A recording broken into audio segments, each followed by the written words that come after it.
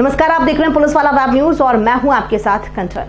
26 नवंबर को बालाघाट नगर मुख्यालय के अंबेडकर चौक में संविधान जन जागृति संघ जिला बालाघाट के नेतृत्व में और राष्ट्रीय अध्यक्ष अखिल भारतीय आदिवासी धर्म परिषद भारत विश्वनाथ वाकड़े के मुख्य आतिथ्य में डॉक्टर भीमराव अंबेडकर की प्रतिमा पर फूलमाला अर्पण कर संविधान दिवस मनाया गया।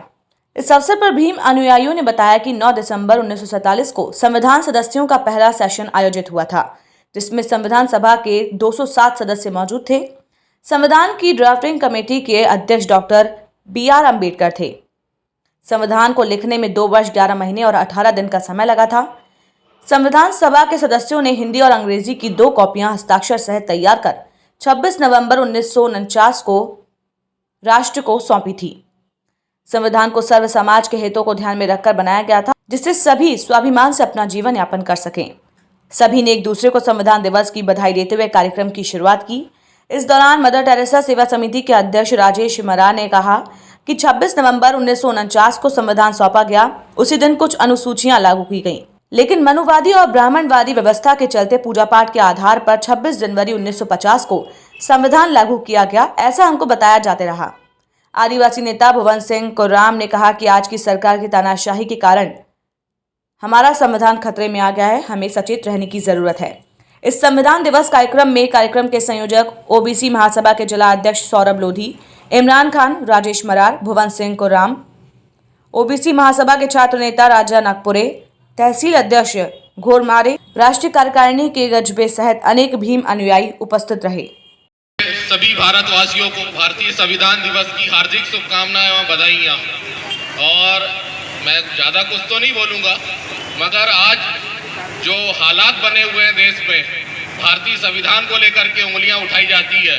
तो आज सुबह ही मैंने बाबा साहब का एक नारा पढ़ा था कि जो मुझ पर उंगलियां उठा रहे हैं तो वो सबसे पहले संविधान को पढ़ ले। मैंने किसी एक वर्ग या किसी एक समाज समुदाय के लिए काम नहीं किया है, अभी तो मैंने पूरे भारत के सभी भारतवासियों के लिए काम किया है। वाले अम्बेडकर जी की उस समय संविधान की इज्जत होती है जब वो वहाँ मंत्रिमंडल में थे, और आज भी उसके समाज के लोग रहते हैं।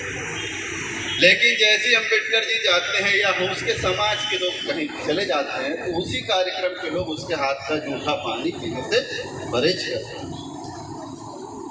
आज संविधान के तौर पे क्या जरूरत आन पड़ी कि जिनने संविधान लिखे उनको बोलना पड़ा कि संविधान अगर गलत हाथों में रहेगा तो ये संविधान नहीं कहलाएगा।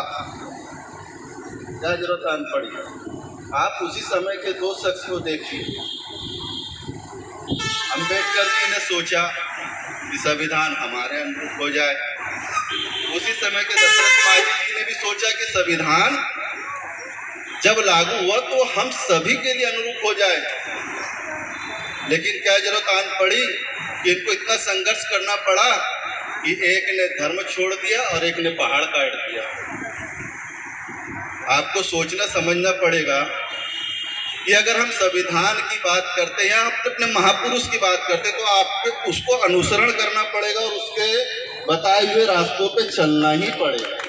अगर आप यह सोचेंगे कि संविधान आपको बोलता है वैज्ञानिक सोच पे चलो, आधुनिकता की राह पे चलो, जो दिख रहा है भौतिकता में उसको अनुसरण करो, जो रासायनिकता में दिख रहा है उसको अनुसरण करो, लेकिन नहीं, हम तो कर्मकांड को अनुसरण करेंगे। तो कहाँ से आपका संविधान बचेगा? कहाँ से आप लोग का अधिकार बचेगा? और आप नहीं देख रहे क्या? हम सोचते हैं कि संविधान संविधान संविधान। आप खुद सोचिए। जो संविधान निर्माता के अध्यक्ष थे भीमराव अंबेडकर जी, उनका साथ देने के लिए एक और हमारे एक आदिवासी नेता था जिनका नाम था जयपाल मुंडा जी, जिन्होंने हम आदिवासियों के लिए बहुत सारे राइट्स बाबा साहेब अंबेडकर सुझाए और उसे रखा गया, जिसके कारण हम आज लिख पढ़ रहे हैं, संपत्ति का अधिकार रख पा रहे हैं, खुलेआम हम अपनी गतिविधियों को कर पा रहे हैं। ये देन है हमारे देश में जो इस संविधान के कारण हमें मिली है। आज इस मंच पे मैं इंजीनियरिंग की पढ़ाई करके और इस मंच से जो वक्तव्य दे रहा हूँ उसका भी श्रेय जाता है संविधान को, बाबा साहेब अम्बेडकर जी को, जयपाल मुंडा जी को। आज देख रहे हैं हम जिस प्रकार से हम सुन रहे हैं कि हमारा जो संविधान है वो खतरे में है।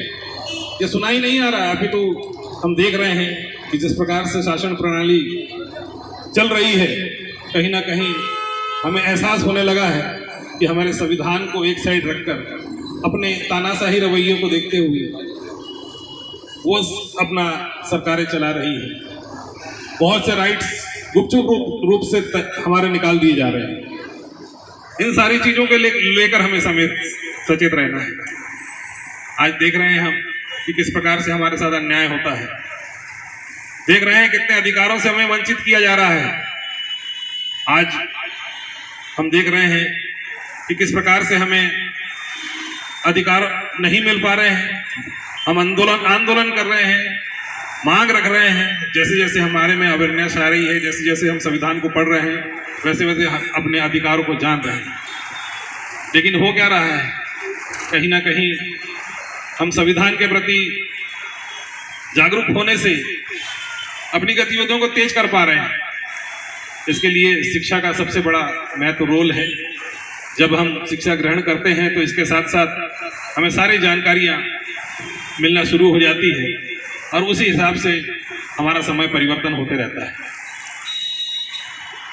जब हम अपनी मांगों को लेकर आगे बढ़ते हैं तो संविधान में हमें बहुत सारे ऐसे राइट्स दिए गए हैं, जैसे अनुच्छेद 19(1) हमको दिया है अभिव्यक्ति की आज़ादी।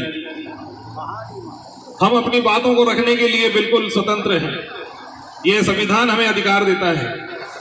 आज अनुच्छेद 21 में हमें शिक्षा के लिए बहुत बड़ा प्रावधान दिया है। उस प्रावधान के तहत हमारी जो योजनाएं चल रही है शिक्षा की, वो उसी के कारण हम लोग लाभ ले पा रहे हैं। आज प्रणाली, शिक्षा प्रणाली कैसी है, इस चीज़ को भी हम जान रहे हैं। और जो डिमांड हमेशा होती आई है कि एकल शिक्षा प्रणाली पूरे देश में होना चाहिए, लेकिन वो नहीं हो पा रही है। कहीं ना कहीं जो शिक्षा को बिजनेस के रूप में परिवर्तन कर दिया गया है, उससे शिक्षा का जो स्तर है वो कई भागों में बढ़ गया है। आज देख रहे हैं हम कि हमारे देश में जितनी बड़ी बड़ी परीक्षा जो एम्प्लॉयमेंट के लिए होती है, जिसमें IAS है, IFS है, MPPSC है, UPPSC है, उसका सिलेबस कैसे तय होता है उसको देखना है। आप देख रहे हैं कि हमारे जो वर्ग के लोग ऊपर तक कंपटीशन में जाते हैं, उनके साथ कैसा भेदभाव।